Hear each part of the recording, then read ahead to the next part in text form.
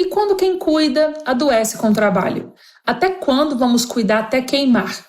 Hoje a gente precisa falar sobre ele, o burnout.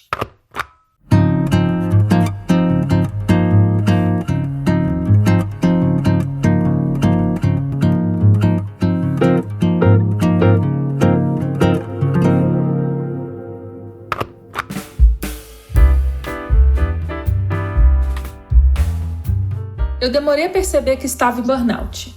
Eu estava onde eu queria estar, onde eu desejei estar por muito tempo. Eu ganhava um bom salário, eu via sentido naquilo que eu fazia. Mas ao mesmo tempo, eu comecei a me sentir muito cansada. Mas não era um cansaço normal, eu me sentia exausta. Eu sentia como se eu estivesse ali na bateria zero e que eu nem conseguia recarregar, não conseguia fazer mais nada para descansar. Dormir não era o suficiente, porque eu não descansava. Para fazer qualquer outra coisa eu não tinha energia. E aí eu comecei até a comemorar quando algum paciente faltava. Eu sentia dificuldade em manter relações empáticas.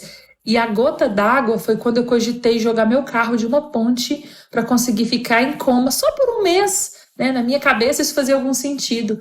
E fugir do trabalho. Eu não tinha noção, mesmo sendo profissional de saúde, mesmo falando sobre isso, conversando sobre isso com as pessoas, de que eu teria em algum momento que reconhecer que eu estava adoecida. E não somente um adoecimento que eu já conhecia, mas um adoecimento diferente para mim, um adoecimento que o trabalho me causou. Foram meses sofrendo naquele espaço. Também sofri outras questões também que catalisaram esse processo, como assédio moral, como cobranças injustas, espaço de trabalho insalubre, mas eu ainda assim via sentido naquilo. Eu achava que fazia parte do processo, achava que fazia parte do início de carreira, e até que chegou um ponto que eu realmente não conseguia mais.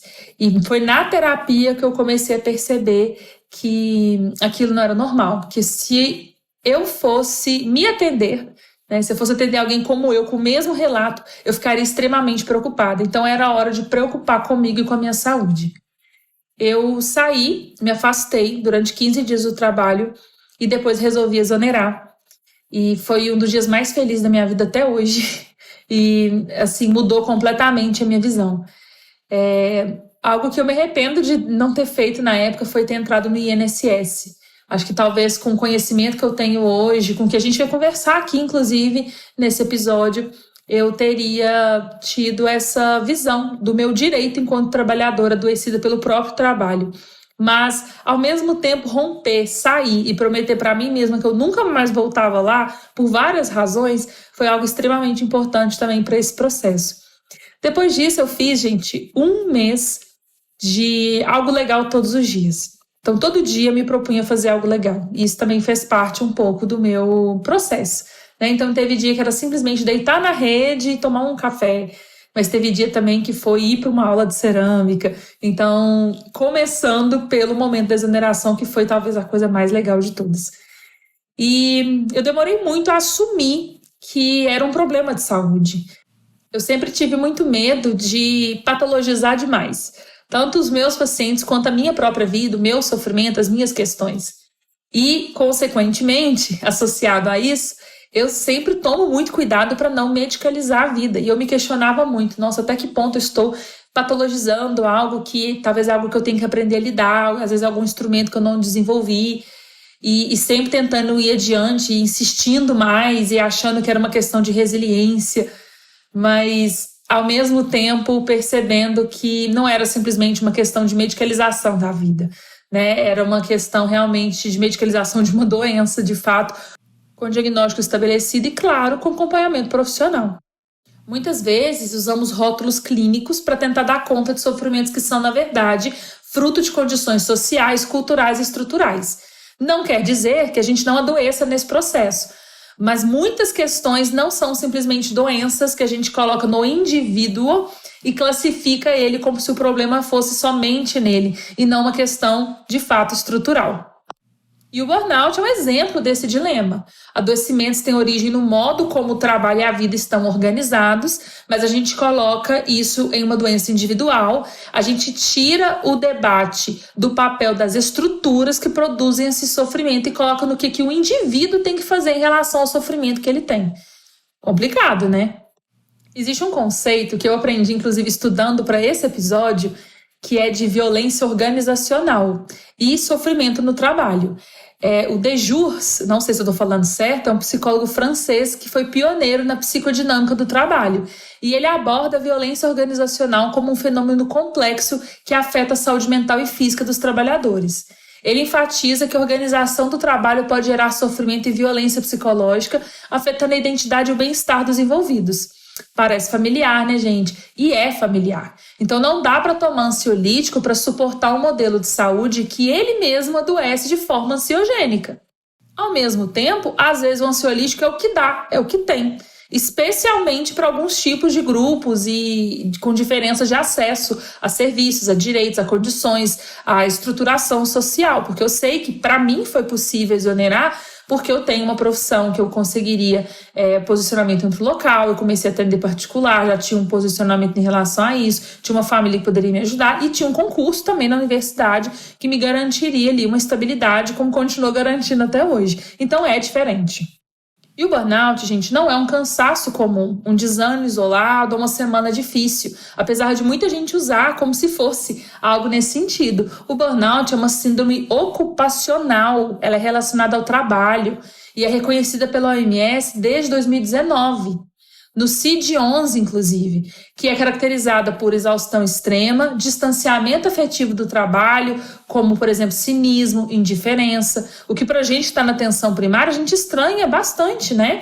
E para mim foi algo que fez uma diferença muito grande, que eu percebia isso no meu trabalho, mas eu também me sentia mais confortável com esse distanciamento. E, claro, uma sensação de ineficácia, fracasso, incompetência no trabalho também, como se o problema fosse com a gente e não com aquele ambiente que é muitas vezes hostil. Um estudo da ISMA-BR em 2020 apontou que 72% dos brasileiros estão estressados no trabalho, o que não surpreende ninguém. Desses, 32% sofrem de burnout, ou seja, a gente está num país que tem uma das maiores taxas do mundo de burnout. E desses 32%, 92% continuam trabalhando. E aí, lendo um pouquinho mais sobre esse estudo, eu vi que um veículo de comunicação chamado Povo, de Fortaleza, publicou um documento em 2020 que o título era Cuidado com a Síndrome de Burnout. Bem assim, em letras garrafais, e que dentro desse documento citou essa pesquisa. E o que me chamou a atenção não foi, obviamente, o fato da pesquisa estar lá. A gente precisa sim ter esse tipo de informação, ficar atento e falar sobre ela. Mas a forma como a gente lida com esses dados é interessante e a gente precisa problematizar. Eles dão uma lista, então, com dicas. E eles citam, então, 6 dicas. A primeira, faça atividade física regularmente. A segunda, converse com seu gestor e negocie prazos ou períodos de trabalho. A terceira, defina objetivos de curto prazo para aliviar a ansiedade. A quarta é durma bem e procure ter uma alimentação saudável. Nossa, que bom que avisou, né?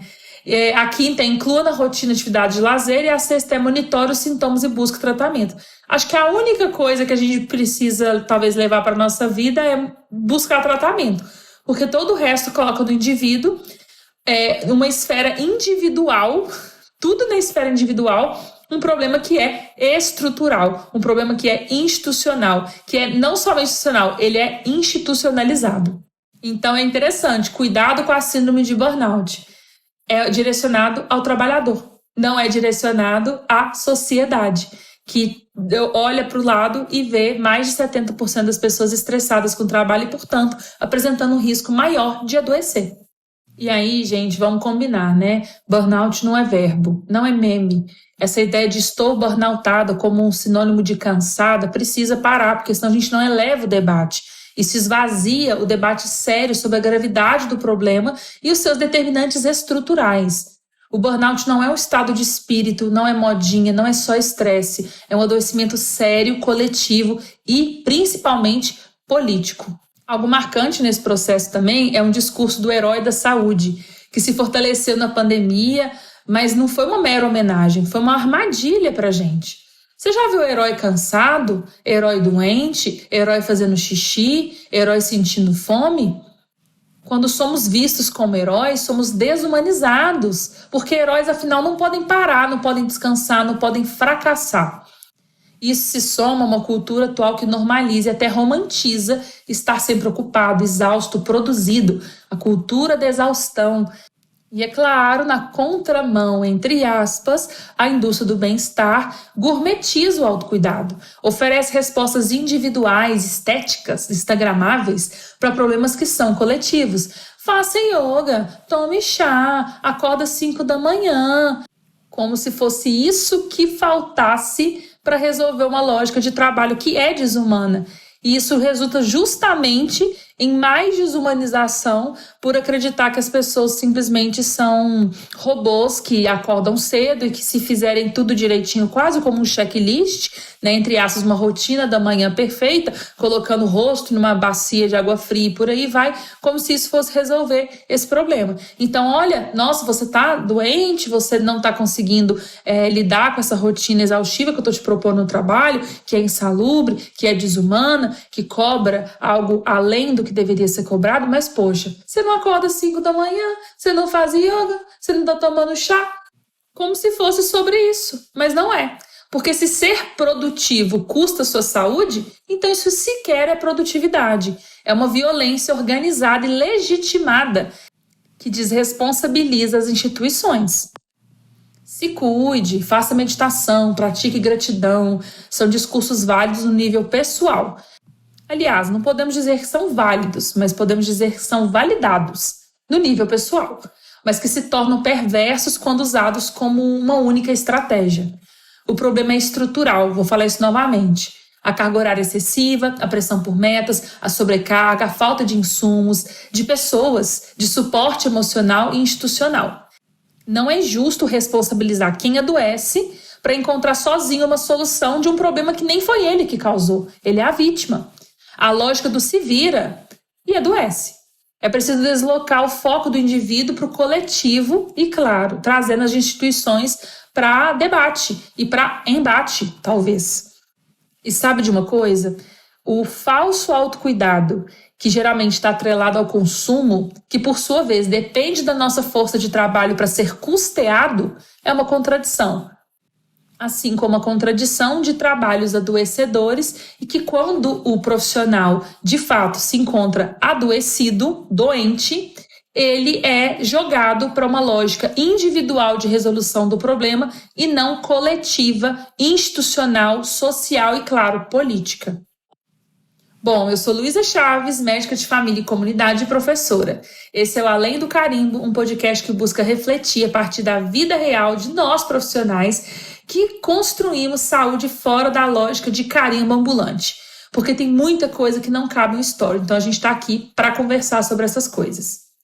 A gente vai agora para o nosso quadro de formigueiro para formigueiro e temos a convidada Emanuele Andrade, que vai falar um pouquinho para a gente sobre a história dela, sobre o processo dela, sobre a situação de burnout que ela passou e vem enfrentando ainda, que é algo que é realmente de longa data. E ela vai trazer para a gente também uma perspectiva muito interessante enquanto uma mãe, ou seja, com componentes um pouco diferentes do que eu falei no podcast, que são, obviamente, extremamente importantes da gente considerar e conversar a respeito também. Oi, Luísa! É uma honra estar aqui no Além do Carimbo. Meu nome é Emanuele Andrade, para quem não me conhece, vocês vão me encontrar no Instagram como emanuele.mfc. Eu sou sergipana, do interiorzinho mesmo. Sou filha de uma professora, de uma pedagoga e de um pedreiro. E me formei em medicina já tem 5 anos, aqui mesmo. Tudo meu é aqui. Eu sou mãe de Bento está com 4 anos. Sou da leva, né, das que passaram pela pandemia grávidas e com o bebê, enfim. E é interessante que assim que eu formei, que eu peguei o meu CRM em janeiro de 2020, a pandemia iniciou, né, com poucas semanas depois. Então eu não aprendi a ser médica antes da pandemia, né? O meu contato como profissional já foi praticamente todo na pandemia e no pós-pandemia. E logo assim, no segundo semestre, eu já engravidei, naquela loucura toda, né? Eu dava um plantão na ala Covid e trabalhava mais 4 dias na estratégia de saúde da família, aqui na minha cidade mesmo, aqui pertinho da minha casa. E era muito bom, sabe, esse contato. E eu fiquei afastada, né? Tava na unidade ainda fazendo outras coisas, mas trabalhava os mesmos dias e ia pro hospital. Na época, lá no hospital, ainda tem, né, esse tipo de contrato. É um contrato de prestação de serviço com as pessoas e a gente não tem direitos, né? E aí eu fui demitida grávida. E isso, assim, é algo muito importante, porque mudou totalmente quem eu sou e o que é como é a minha relação, né, com o trabalho. E aí eu passei os 4 meses de licença maternidade e quando eu voltei no regime de 20 horas. Só que nessas 20 horas eram divididas em 3 dias, eu ia 2 manhãs e um dia inteiro. E eles não me davam, assim, o direito de dizer quantas pessoas eu ia atender. E acabava que às vezes em uma manhã eles colocavam 30 pessoas para eu atender. Até que os próprios pacientes começaram a reclamar, porque eles viam meu bebê chegando chorando para mamar.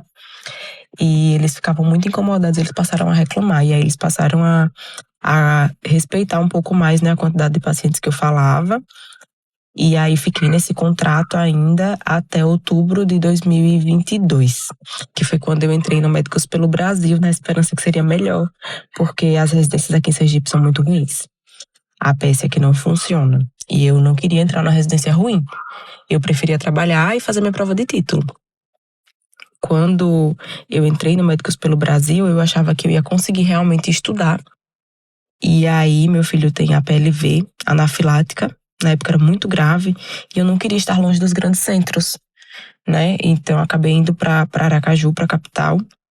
E lá, assim, a gente tem zero autonomia, né? Eu falo disso sem medo, porque realmente é algo que foi debatido muito com a gestão e é muito falado. No meio aí desse contrato, a gente teve um médico de família titulado também, coordenando a APS finalmente, e nos deram mais voz, mais espaço. Isso foi muito importante para me tirar do burnout. Foi mais ou menos na época do congresso do 17º CBMFC, e foi quando eu percebi que tudo que eu vinha sentindo, toda aquela despersonalização, aquela sobrecarga, né, aquela sensação de insuficiência, de não poder estar em casa, de não me encontrar na especialidade, de me sentir um peixe fora d'água, né, parecia que ninguém via que as coisas estavam sendo feitas da forma errada. Tudo aquilo no congresso foi diminuído, porque eu percebi que a gente tá todo mundo no mesmo barco ali, lutando contra a maré dos gestores que fazem as coisas como eles acham que deve ser feito. E me ajudou a entender, poxa, realmente eu tô num burnout, não é normal me sentir assim, outras pessoas se sentem assim. E nessa época, eu já tava fazendo terapia. Em 2023, a gente entrou na terapia. Em junho, mais ou menos, eu e meu esposo também tava em burnout, né, porque ele fazia todas as coisas da casa. Eu já tinha marcado consulta com um psiquiatra, e quando eu voltei do congresso, foi a primeira vez que eu fui pro psiquiatra, e entrei no meu tratamento. E aí eu descobri que uma coisa que me ajudou a entrar no burnout, né, foi o TDAH não tratado, não diagnosticado e não tratado nesse tempo todo. E aí a gente vem tratando e me ajudou muito, assim, perceber que eu precisava sair. E aí no começo do ano passado, eu fui afastada do trabalho pelo burnout. Eu tinha crise de ansiedade para ir pro trabalho. Eu lembro até que quem me levou pra urgência psiquiátrica nesse dia foi Sani. Ela me levou e aí quando ela chegou, ela me contou que ela tava grávida. Foi algo muito marcante, assim, esse dia. Eu nunca vou esquecer esse dia. E ali eu entendi que eu precisava mesmo sair, que não tinha como eu ficar com aquele concurso, que eu precisava largar tudo, porque não era ali onde eu me encontrava. E foi quando eu encontrei, né, esse anúncio de vaga para trabalhar numa urgência de UBS. E fui, ganhando muito menos, vínculo super frágil, contrato muito ruim. mas foi a minha oportunidade de trabalhar 24 horas semanais, mesmo sendo um pouco longe de casa, indo de ônibus e tudo mais, passando a noite longe do meu filho pelas primeiras vezes. Eu percebi que ali as coisas iam melhorar. E aí eu me mudei de volta pro meu interior, pertinho da casa da minha mãe, que é a minha rede de apoio. E as coisas foram começando a se encaixar. A gente foi percebendo que só da gente não estar naquela coisa de só trabalhar, a gente melhorou. A gente melhorou muito, assim, não mudou muita coisa. A gente continua com uma estabilidade financeira muito grande, essa sensação de insegurança muito grande. Mas a gente melhorou muito, muito mesmo. E a gente vem melhorando, a gente vem tratando, usamos medicação, trocamos de medicação. Agora eu tô só com o medicamento do TDAH, né? Mas eu vejo no meu filho como o desenvolvimento dele mudou, né? De eu estar presente, de eu ir na escola levar, de eu ir na escola buscar, da gente caminhar pela cidade, ir à missa, que a gente não ia mais, né? De eu conseguir fazer uma unha, fazer um cabelo, enfim. E uma coisa muito importante que aconteceu também ano passado foi que eu fui chamada para ser diretora técnica de uma clínica que está abrindo. É uma clínica que o foco dela realmente é de ser uma clínica de saúde da família. Ainda não somos, né? Ainda funcionamos como uma policlínica mesmo, com vários profissionais, mas é um lugar onde os profissionais são vistos, né? E estar como diretora técnica, estar nessa outra posição de gestão também me fez perceber muitas coisas, né?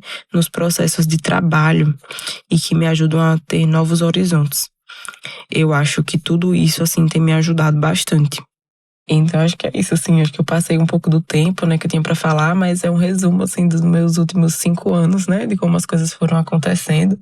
Eu teria muito mais coisa pra falar, gente. É um tema que eu gosto muito de falar sobre, porque eu acho que acende alguns alertas pra gente e mostra novas possibilidades. Mas é algo que acho que vocês conseguiram ter uma visão boa do panorama que a gente se encontra.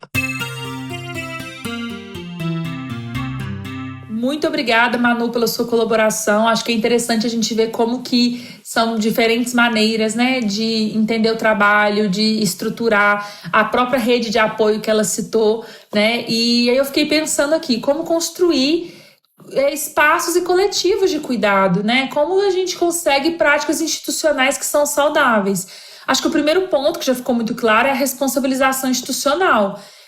A gente, de fato, ter algo, não da boa vontade, não esse papo fajuto e utópico de conversa com o gestor. Não é assim, vida real, né? De que isso se torne, talvez, algo obrigatório de alguma maneira, né? Inclusive, quando a gente fala de escuta qualificada, né, talvez em espaços de trabalho, a gente está pensando em profissionais, de fato, que estejam ali com o intuito sem conflito de interesse, de fato interessados em saúde, não doença, né? Profissionais de saúde acima de tudo.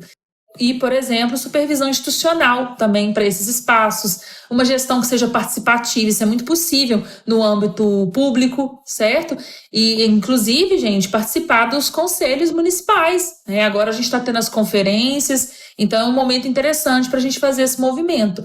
E, claro, cobrar políticas públicas de saúde mental no trabalho também. Então, acho que precisa partir da ideia da política pública e não somente de uma ideia de politicagem que é muito volátil e facilmente perdida, né? A gente tem alguns exemplos de práticas saudáveis que são adotadas em alguns locais. Então, por exemplo, rodas de cuidado, de conversas entre os trabalhadores, né, espaços permanentes, né, desse tipo de cuidado, apoio psicossocial que é institucionalizado. Então, por exemplo, tem um espaço ali para ginástica laboral, um espaço para resolver questões individuais, alguns regimentos de servidor te dá alguns dias no ano que você pode simplesmente avisar que não vai e não ir sem dar satisfação, sem ter que estar doente, resolver um atestado. Eu acho isso um pouco digno, né? Um pouco ainda, mas que a gente já consegue trazer um pouco de dignidade para os trabalhadores. Espaços físicos de descanso que sejam adequados também dentro da unidade. A gente falou sobre isso no episódio passado, sobre ambiência. Pensar em cozinhas maiores, espaços confortáveis, que tenham uma boa acústica, que sejam esteticamente agradáveis, né? Isso não quer dizer que são caros e diferentões, simplesmente quer dizer que sejam bem ventilados, que tenham sol, com uma pintura em dia, coisa básica. né? Que a gente tem que parar de achar que não é básico, porque isso é básico sim, né? E, claro, a gente redimensionar a carga de trabalho, gente. Eu sou muito crítica à carga, ainda mais a atenção primária de 40 horas. Acho que a gente tem que repensar isso, repensar processo, repensar a forma como a agenda é estruturada com pausas. Muitas vezes as nossas agendas não têm espaço para o café, né? E, claro, vou destacar novamente a redução de carga horária. Então, a gente já tem experiências em municípios que adotam jornada de 30 horas. É um debate que veio, né, ficando cada vez mais forte nos últimos tempos e que eu vejo como um caminho muito interessante, assim, não somente na área da saúde, mas em todas as áreas. E quando a gente fala sobre espaço de cuidado nos locais de trabalho, a gente não está falando sobre happy hour, sobre um mero cafezinho. A gente está falando da criação de espaços institucionais de fala, de troca, de análise do processo de trabalho e principalmente de construção conjunta de soluções. Porque, gente, cuidar de quem cuida não é gentileza, é responsabilidade institucional, não individual. E antes de fechar, gente, vamos para nossas vozes do formigueiro, com comentários que a gente teve nos últimos dias. E no TikTok tivemos a Adriele, que comentou que lindo, o trabalho da MFC é lindo, acolhedor, único. É uma delícia mesmo, sou suspeita para falar, Adriele. Vem para a MFC, temos também outras áreas para os outros profissionais de saúde, da psicologia, da fisioterapia, da enfermagem, de saúde da família. Então, é uma área que eu gosto bastante. Assim, acho que para quem gosta de afeto, hoje mesmo uma paciente terminou a consulta e me pediu um abraço. Gente, em que local que isso seria algo rotineiro, né? É gostoso demais. E também lá no TikTok, o João Bosco comentou, acho seu trabalho o máximo. Eu também. João Bosco, eu também acho. Não quer dizer que eu não canso, não quer dizer que eu fiquei imune ao burnout, né? Igual eu comentei com vocês.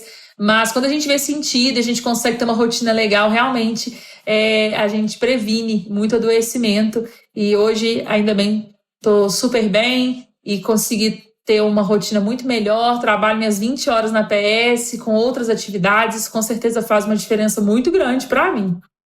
Então, gente, se esse episódio fez sentido para você, aproveita e compartilha com alguém que precisa ouvir isso também. Não esquece de seguir o Além do Carimbo na sua plataforma preferida e avaliar com 5 estrelas, porque isso me ajuda muito.